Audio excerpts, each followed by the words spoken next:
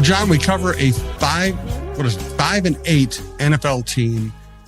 And in that context, this show is probably going to be a ridiculously happy, optimistic show. And I'm going to apologize for that up front.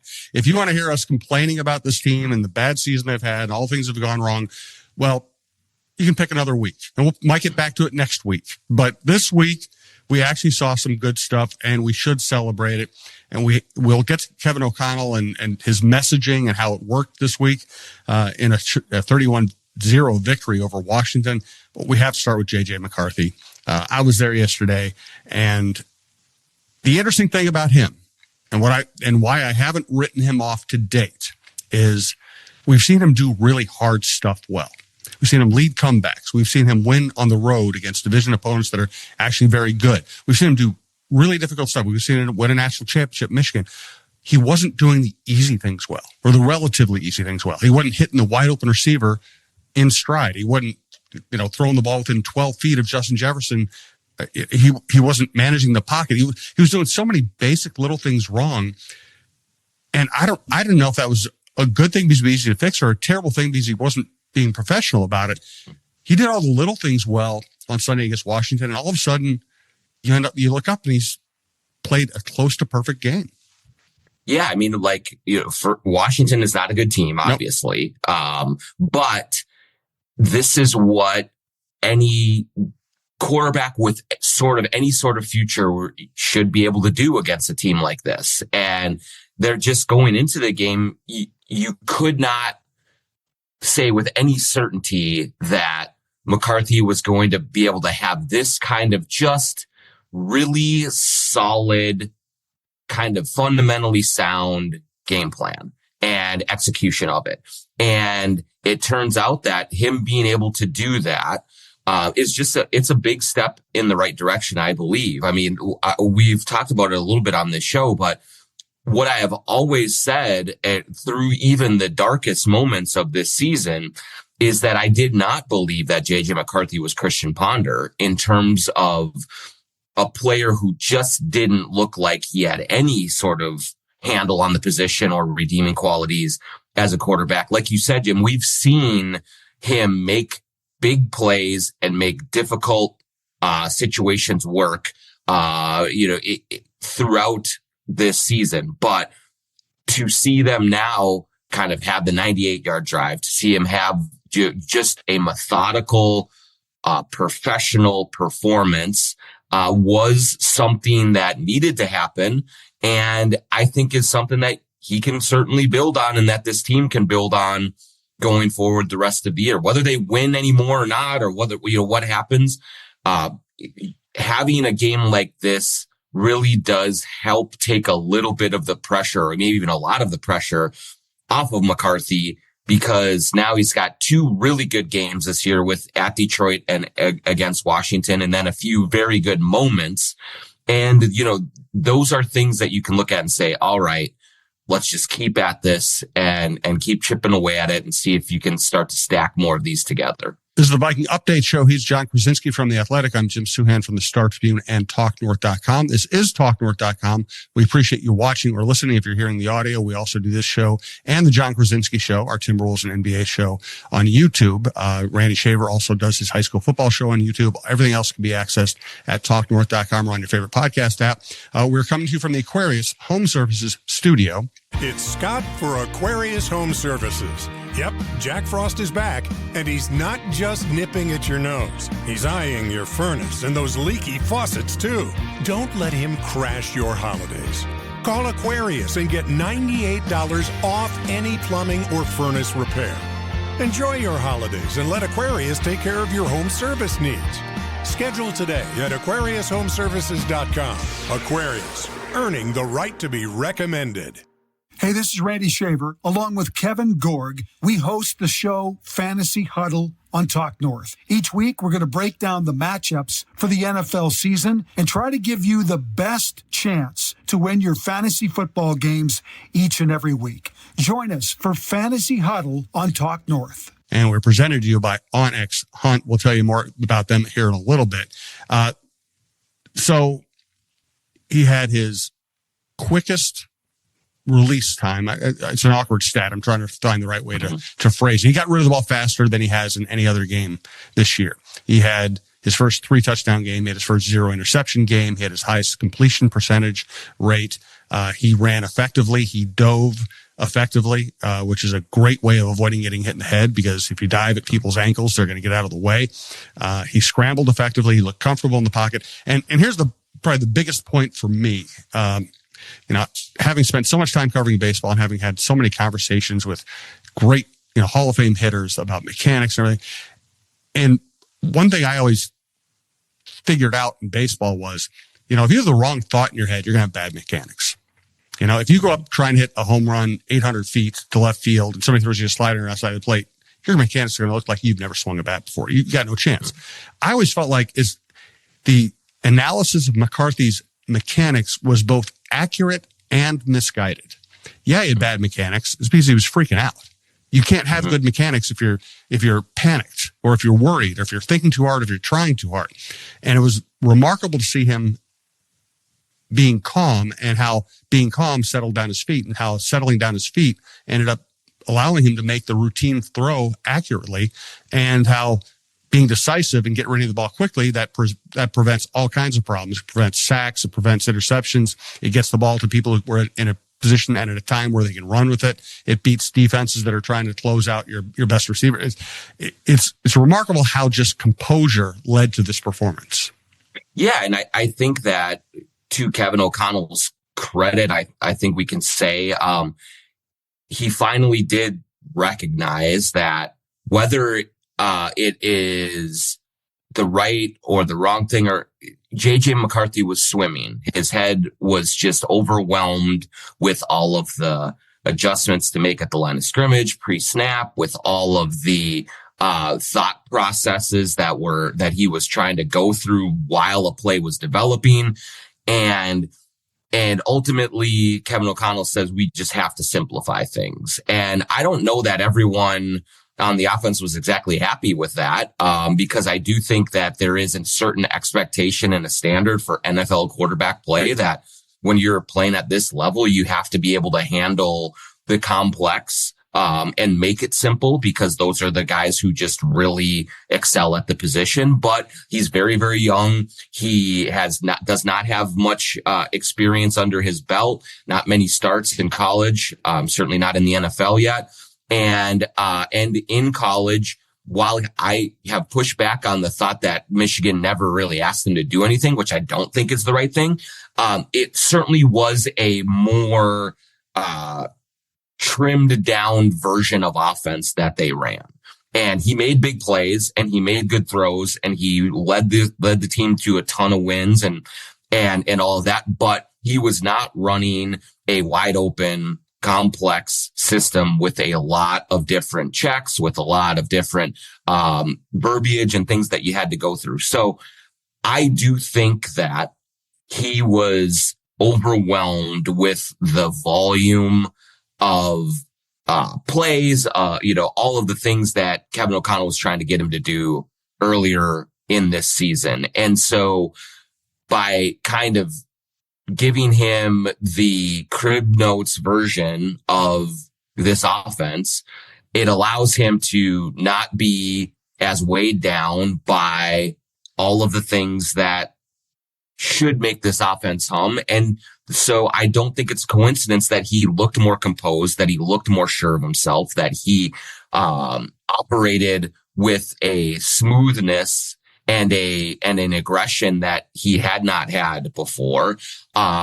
Is this sort of a long-term solution to him being a viable NFL quarterback? Probably not, Jim. I think that eventually he's going to have to expand his ability to think the game, to see it and to make those decisions a lot quicker. But in the meantime, building a little confidence, getting his feet underneath him, and spoon feeding him a little bit more is the right way to go, I think. And I think that he, after the game, you listen to him talk, and it just seemed to be a relief that, yes, I can do this. Yes, this is possible. And so this is like step maybe 2 of a 20-step process to get him to a place where he is in full command of a complex and diverse offense that can really make big plays. But you got to start somewhere, and they finally did this week. I want to make another point about O'Connell and a point about the nature of the NFL. Let's do that in a second. I do want to tell you that, hey, if you're one of those people, crazy people who like ice fishing, well, you're going to want the onX Fish app. The Fish app offers the most comprehensive fishing tool for increasing your success. Use the Fish app to find new places to fish and sort lakes by species, abundance, trophy, and keeper potential. onX Fish also shows you hot spots, lake by lake regulations, and private and public land ownership information. Download onX Fish on the App Store or go to onxmaps.com/fish to get more information about the app that is changing the game on or under ice. We also want to thank Twill and the Dining Galleria. I've loved working with Twill by Scott Dayton and the Dining Galleria. First of all, there's no better place to go Christmas shopping or holiday shopping, whatever your bent is. There's no better place than that store. There's no better place than the Dining Galleria. Beautiful place to walk around, good food, good coffee, a great bookstore, and the best men's clothing store in Minnesota. Stop by, tell them we sent you.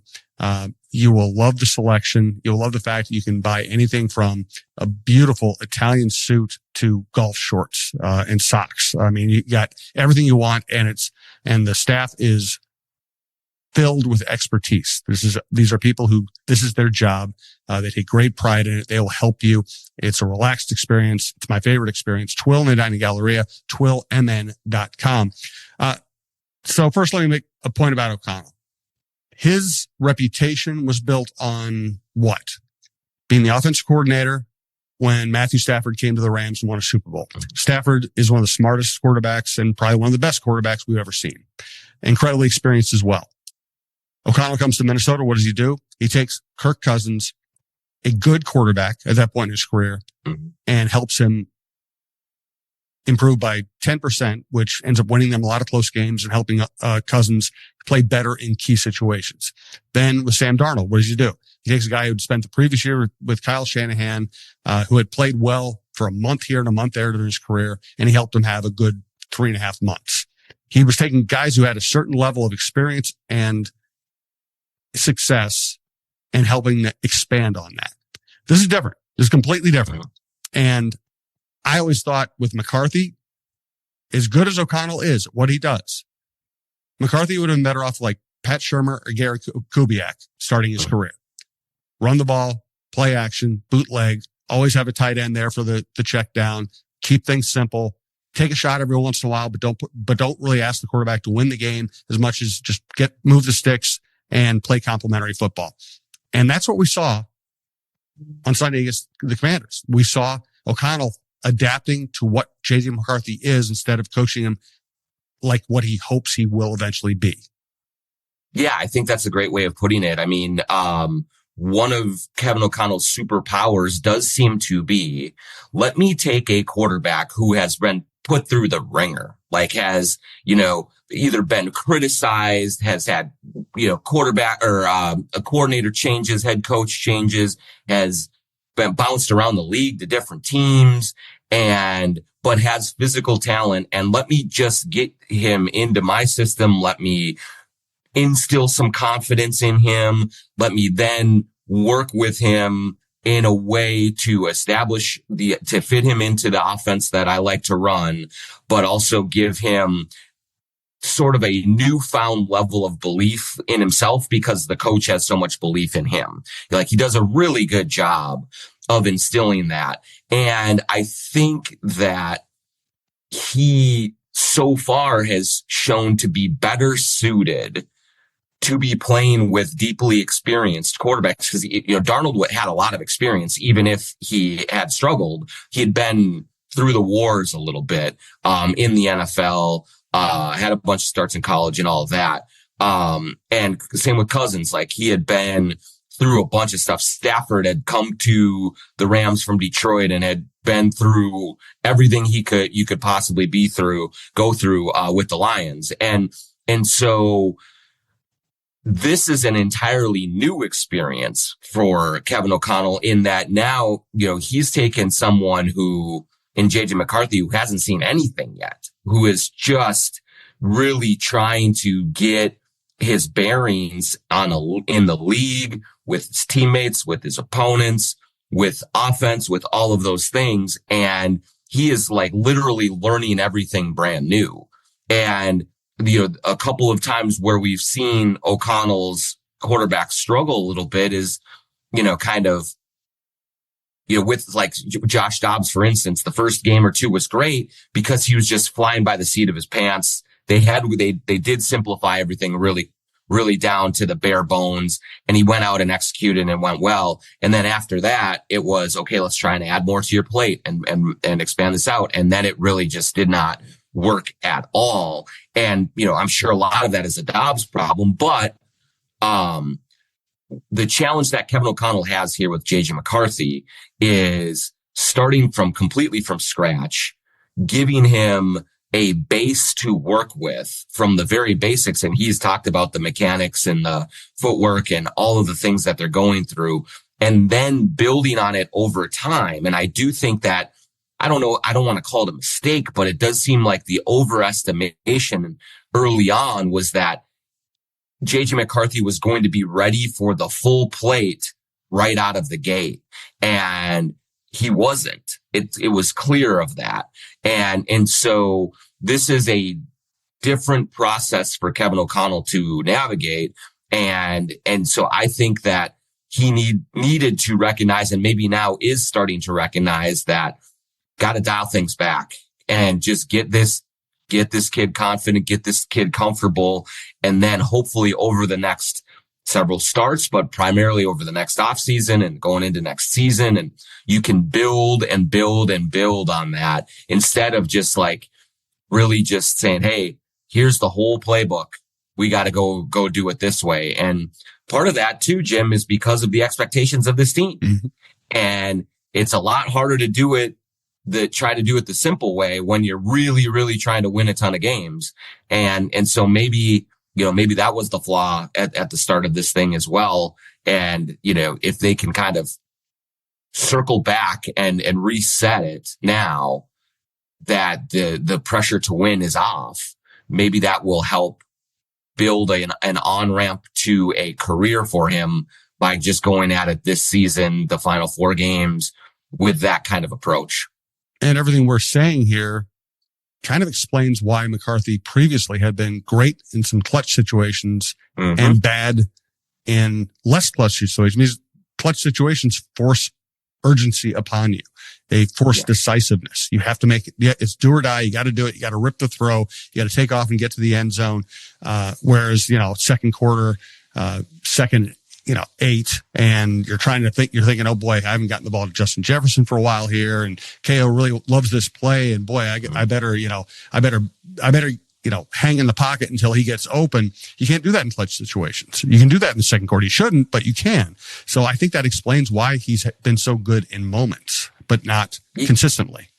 Yeah, I just think he's had to think too much throughout this season, and seeing him do the can at the line of scrimmage and all that, it would be great if he just had a natural aptitude for it that was ready to, and he was ready to absorb and apply it right out of the chute. And there are quarterbacks, the younger quarterbacks that we've seen that have been able to do that, but a lot of them have been of the Jaden Daniels ilk that were in college for 4 or 5 years through the COVID stuff and starting a ton of games for several schools and all of those things. And JJ just wasn't that way. That was not his experience.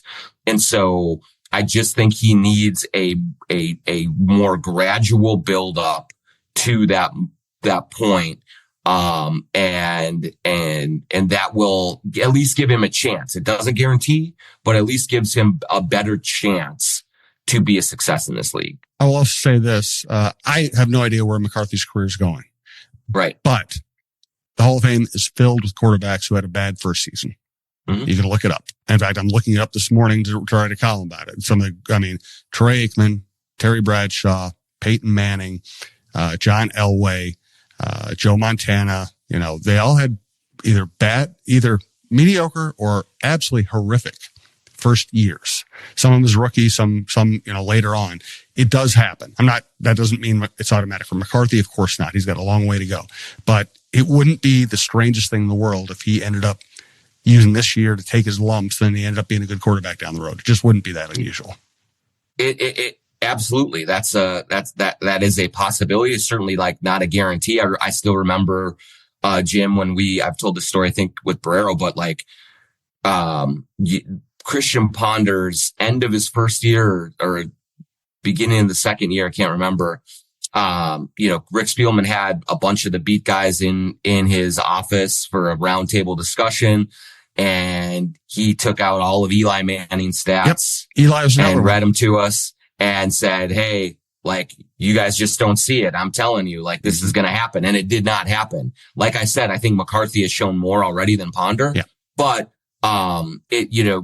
just because you can also, for as many quarterbacks who had tough first years and went on to be great, you can find a ton more that had tough first years and were out of the league. So we'll see about that. But here's what I'll say. Like, the one thing that I kind of felt coming out of the game sort of was like, I felt like my initial reaction was good for JJ, in that one thing that we can say definitively about him, if we can't speak with authority about where his career is going, what exactly is going to come of him, what we do know and what I can say confidently is, man, this kid really, really wants this. Yeah. Like, it means a lot to him. He wants to be great. He wants to be there for his teammates and have them look at him as a leader. Like, he is fully invested. And there are many young quarterbacks who have come in that just didn't want it, that just were not into it enough. And JJ really, really wants this. And so to have a moment like he did against Washington was good for him, in that I think that it helps to calm his mind a little bit and validate him a little bit more. And so if it doesn't work out, it is not going to be because he wasn't willing to put the work in, because he, just didn't take this seriously enough, like all of that stuff. It will be for other reasons, but that he's been absolutely busting his ass trying to get better. That he's taking it very personally when it has not worked out well. And so for him to have a performance like that, I just felt good for him, because I know how hard he's been taking this and how badly he wants to be good at this. I remember talking to some Vikings people when it became obvious that Ponder was not going to be able to do it. And one thing one person said was, likable enough guy, but came from a pretty affluent background. He doesn't really need this. It would have been nice if he'd been good, but he didn't need to be good. I think JJ McCarthy needs to be good. I think whatever, and I don't even know what his background is, but there's no sense with JJ McCarthy that, okay, I'll just go up and move on to the next thing. He is fully invested, and he will give you his best shot. We just have to see how good his best shot is. Yep, absolutely. And so, I am very, very interested to see like how he builds off of this, because now you go into a Sunday night game at Dallas, like a huge opportunity. And how does he handle that? Like, how does he deal with, I think he said right after the game, that it's important to be able to deal with adversity, but it's also important to be able to deal with a little success as well. And so, this will be a very good litmus test for him, because now everyone in the league is going to be watching him on Sunday night. He is going to be internally amped, no question about it.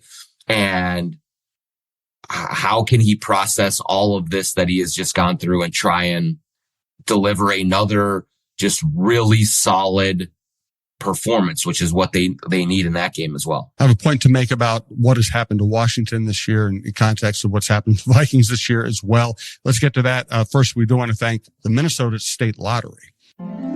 She's Jan, the ultimate Vikings fan. Welcome to the Vikings Jan Show Fan Show. My special guest today is Victor, the Vikings mascot. Victor, who you got for the Vikings game this week? I'll take that as Vikings. So that's our show. We'd like to thank our sponsor, the Minnesota Lottery, who reminds you this could be your year. So play the new Vikings Scratch game for a shot at $100,000, game tickets, and more. Minnesota Lottery. I'm in. Must be 18 or older to play. And here's Talk North star Michael Russo, our hockey expert for Clamshell Beach Resorts. Hey, have you been dreaming of a lake cabin lifestyle with boating, fishing, and family fun in northern Minnesota? Well, lately I've thought a lot about how cool it would be to have a getaway like so many Minnesotans. And if you're like me, you probably think that owning your own lakeside getaway is beyond your budget. Well, if you think lake cabin real estate prices keep going up, well, think again. This is Russo, and I'm here to tell you there is an affordable way to enjoy a cabin lifestyle and all that goes with it. And yes, I said affordable. I founded a Clamshell Beach Resort, which is located on the Whitefish chain of 14 lakes for you and your family to enjoy. Here's how. Clamshell has lake homes that offer deeded fractional ownership, and the keywords there are deeded and fractional. You own it.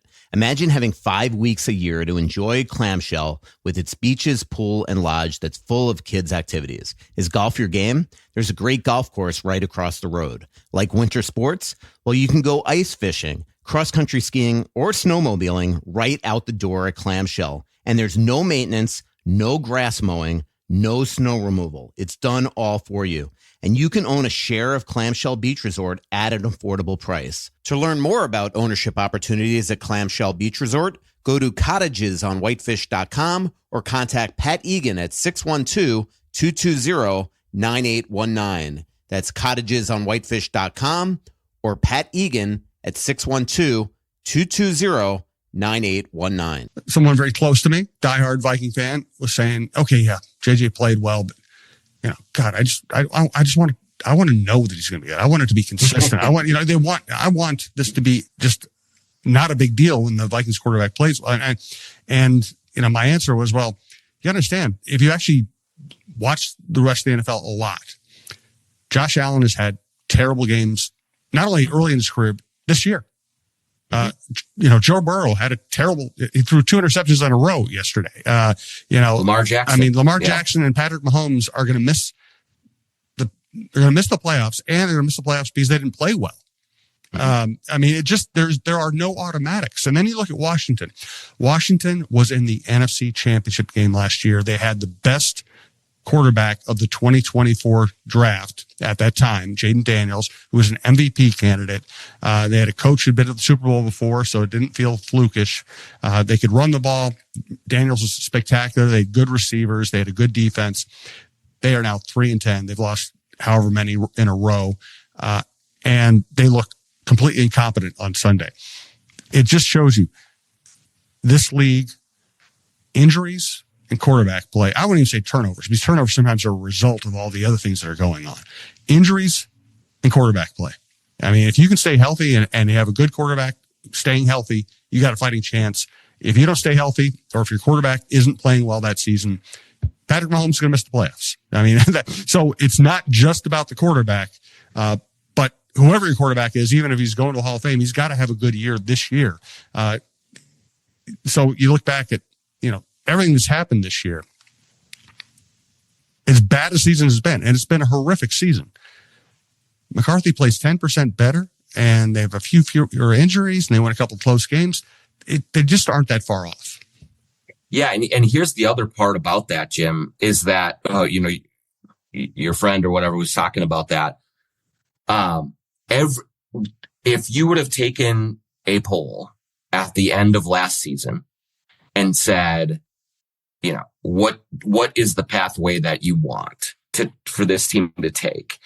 I would say probably 85% of Vikings fans would have said, as they have been saying for a while now, I just want to get our own quarterback and develop him and grow with him and have this be enough of these bridge quarterbacks. Like, let's go down this road. Let's do what the Patriots are doing with Drake May, with the Commanders are doing with Jaden Daniels, with Bears, Caleb Williams, all of these things. Like, that's what I want. Like, this is the way forward. And what the problem with that, or the lack of recognition of taking that path, is that when you are watching Jaden Daniels with the Commanders, Joe Burrow with the Bengals when he was young, all of these people, you are not in that incubator every step of the way, watching every single Bengals game, every single Commanders game. So all you're processing that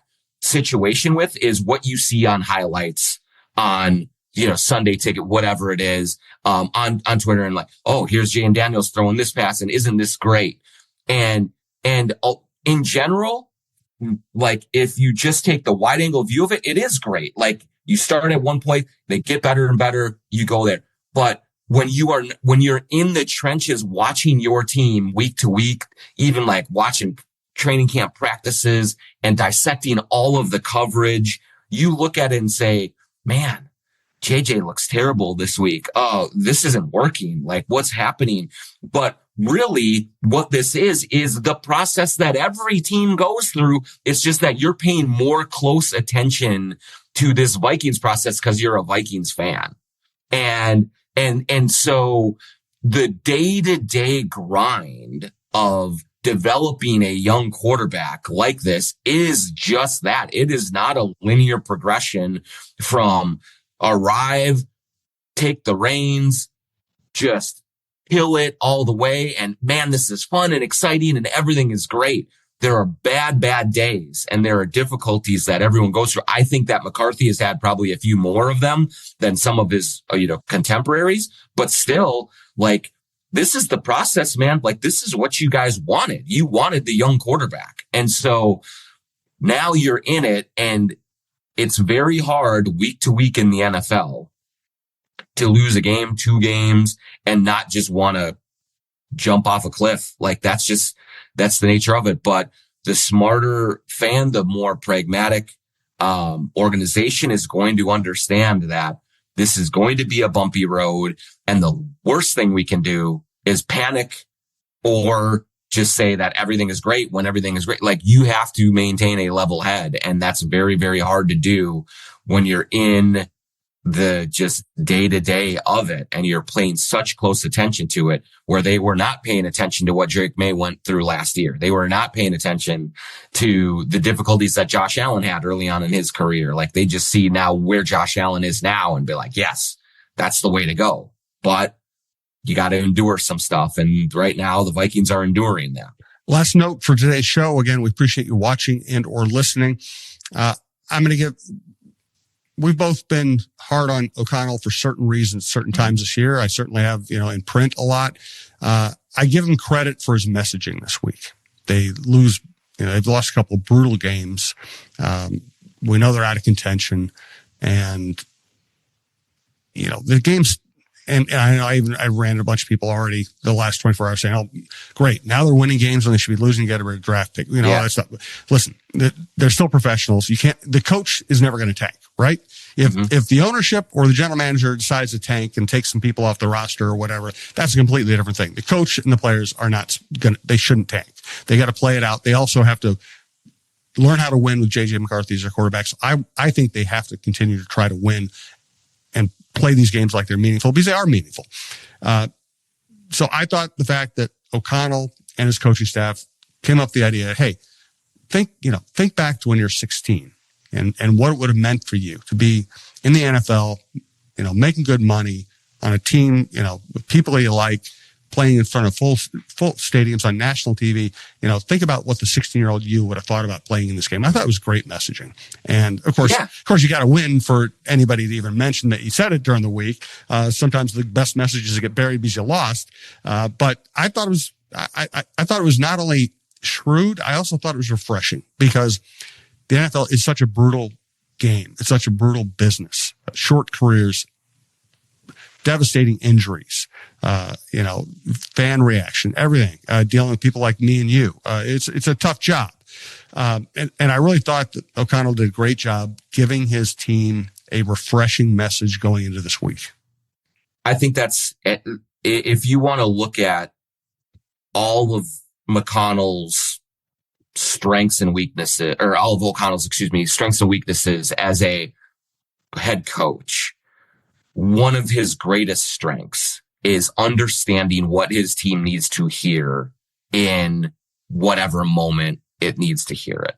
And so I agree with you that especially after the previous week and how down everyone was and how bleak it looked, that was not a moment to kind of drill down and, ride them or, kind of berate or anything like that. That was a moment for a pickup. And that's exactly what O'Connell sensed and then what he delivered. And there are times when you can take that path and it can come off as a little corny, but that was not what happened last week. That was an absolute mental reset of the group, to try and appeal to their most basic sense of fun, of joy, of all of the things that were rapidly leaving the environment and kind of threatening to just turn a very difficult season into a complete disaster. And so for him to recognize that, and especially I think with his quarterback, the way that he responds to that kind of messaging, and deliver it that way, it does speak to the emotional intelligence that Kevin O'Connell has. I mean, he is off the charts when it comes to being able to relate to his players, being able to appeal to whatever motivates them, and being able to get them to sort of buy into what he is selling. And that is a hard thing to do in the cynical NFL world. And O'Connell has done a great job of doing that and of just giving this team what it needs on that, from that aspect on a weekly basis. And so I think that will continue going forward here, and he just has to push the right buttons. And you're right, Jim. I mean, they have a young quarterback. Like, this is not the time to tank. This is the time to really dig in and try and build some base and foundation for JJ McCarthy to go through going into next season. Because when you get into this business with a young quarterback, it is a multi-year process. Like, you cannot, unless it is just overwhelming the evidence, you cannot bail on him after 1 year. Like, and so O'Connell recognizes that, and he really did understand what this team needed in that moment, and he went and delivered it and gave it to them, and they played both offensively and defensively, which we didn't talk much about, but the defense was great. They all played much freer than they had been, and that's a credit to what O'Connell kind of did to prepare them for this week. Yeah, both in writing and talking about it on this podcast, I felt really weird not mentioning a shutout. Shutouts are really hard. I don't care who you're playing. Shutouts are really hard. And Washington has scored some points. It's like that. I like to get shut out every week. Shutting out a team is a remarkable achievement, but the season's all about McCarthy at this point. 100%. Yep, exactly. It's like that because of all the losses that have happened already, the one and only priority is developing this quarterback so that you can go into next season with some sort of confidence that he can take a second year jump forward the way that Drake May did. Like, Drake May was all right as a rookie. He was fine, but he's been amazing this year. I don't know that McCarthy's going to make the same leap, but you have to do everything you can to build on that. And if you build on that, Jim, the other part of it is this defense is going to start to maybe believe a little bit more, and will play with a little bit more of a hop in its step, because they know that they're not coming out there as soon as they get off the field. They're not back out in 3 plays and a punt, like, or with an interception. And so everything revolves around what happens with JJ McCarthy. And that's the way that this has to be treated. Last sentence of the show. Thank you, Kevin O'Connell, for running the ball. I won't even elaborate. We all know what it means. They ran the ball, and that makes everybody's life easier. Amen. Good stuff, John. Thank you. Please check out the John Krawczynski show, which will be out here in more toward the middle of the week. The Wolves are on a nice little run here. Check out all the other shows at TalkNorth.com. We have great people, and we appreciate you watching and listening.